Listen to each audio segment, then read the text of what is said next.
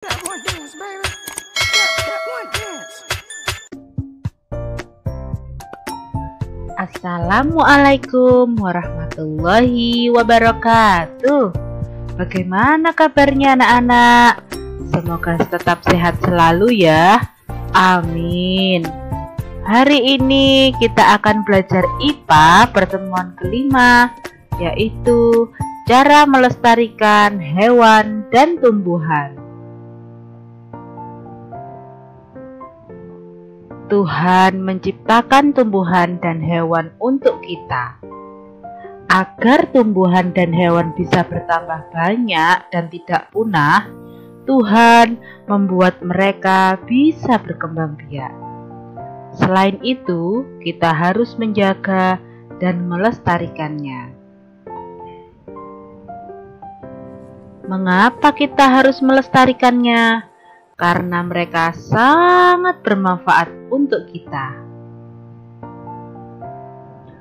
Apa saja manfaat tumbuhan? Ya, pembuat oksigen. Tumbuhan dapat dijadikan bahan makanan untuk manusia, bisa dijadikan bahan pakaian untuk manusia, obat-obatan, bahan bangunan, pewarna makanan, penyedap makanan, dan mencegah erosi dan longsor serta abrasi.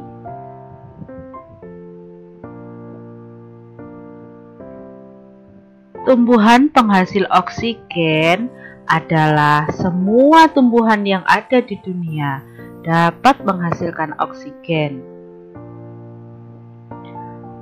Tumbuhan sebagai bahan makanan adalah semua tumbuhan yang tergolong bahan makanan dan dapat kita makan. Contohnya adalah tanaman padi. Berasnya kita makan sebagai bahan makanan pokok kita. Selanjutnya, tumbuhan sebagai bahan pakaian untuk manusia. Manusia mengambil serat tumbuhan kapas yang akan menjadi bakal dari pembuatan kain.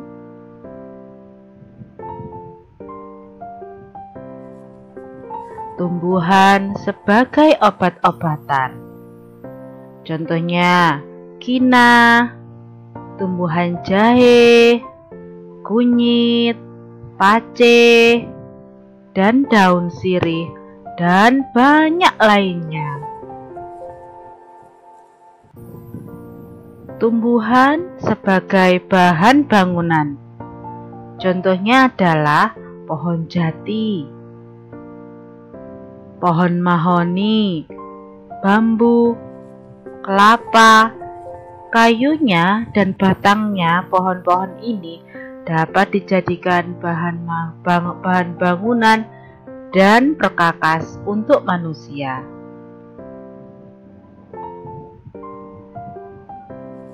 Tumbuhan sebagai pewarna.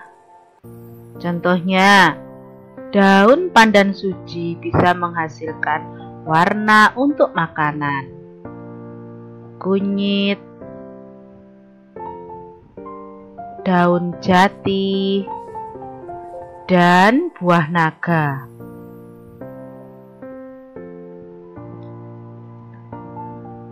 Tumbuhan sebagai penyedap makanan. Biasanya ibu-ibu kalian di rumah memasak agar makanan menjadi sedap dan enak. Ya, dikasih bumbu-bumbu lengkuas, jahe, daun salam, asem, dan pala, dan banyak lainnya yang tidak disebutkan oleh Bu Guru. Tumbuhan sebagai pencegah erosi dan longsor serta abrasi. Semua tumbuhan yang berkayu dapat mencegah erosi dan longsor, sedangkan tanaman bakau dapat mencegah abrasi.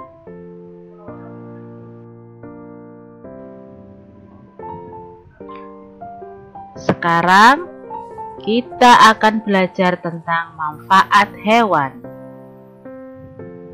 Hewan dapat dijadikan bahan makanan. Tenaga kita bisa manfaatkan. Hewan dapat dijadikan kerajinan, pengendali hama, obat-obatan, bahan pakaian, dan penggembur tanah agar subur. Hewan sebagai bahan makanan. Contohnya sapi, bisa kita ambil daging dan susunya. Ayam, bisa kita manfaatkan daging dan telurnya, dan banyak yang lainnya. Hewan, kita manfaatkan tenaganya. Contohnya kuda, kerbau, unta, dan gajah. Dapat juga kita jadikan bahan pakaian. Contohnya domba, bisa diambil menjadi benang wol. Ulat sutra, bisa diambil seratnya dan menjadi kain sutra. Hewan dapat dimanfaatkan juga sebagai obat. Contohnya sirip hiu dan bisa ular. Kemudian hewan bisa dijadikan kerajinan. Contohnya ular, buaya. Kulitnya bisa dimanfaatkan untuk pembuatan tas, rusa, dan gajah. Gadingnya bisa dimanfaatkan untuk perhiasan atau kerajinan. Hewan bisa sebagai pengendali hama. Contohnya adalah ular sawah, burung hantu, dan elang. Hewan juga bisa sebagai penggembur tanah. Contohnya adalah cacing tanah. Tujuan kita melestarikan hewan dan tumbuhan agar hewan dan tumbuhan tidak punah.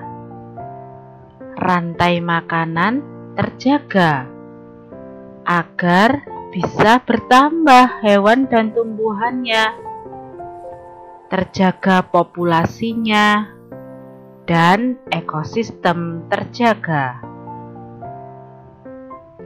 Upaya yang dapat kita lakukan untuk melestarikan tumbuhan antara lain mengembangbiakkan tumbuhan, tidak menebang pohon sembarangan, melakukan tebang pilih, melakukan penghijauan, pelestarian in situ, contohnya hutan lindung.